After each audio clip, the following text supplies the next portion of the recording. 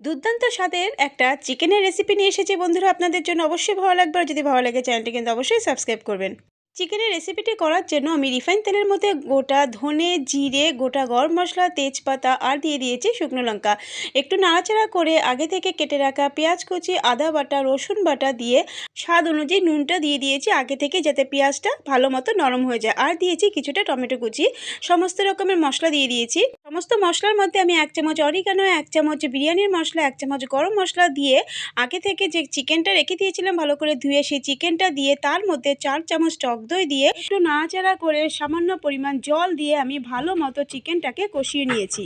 মাংসটা কষিয়ে নেওয়ার পরে এর মধ্যে থেকে যখন তেল বেরিয়ে আসলো, তার মধ্যে আমি পরিমাণ মতো জল দিয়ে দিয়েছি। জল দেওয়ার পরে প্রায় 7 থেকে 8 মিনিট আমি ফুটিয়ে নিয়েছি ঝোলটাকে। তার মধ্যে নামানোর আগে কুচনো ধনেপাতা দিয়ে দিয়েছি।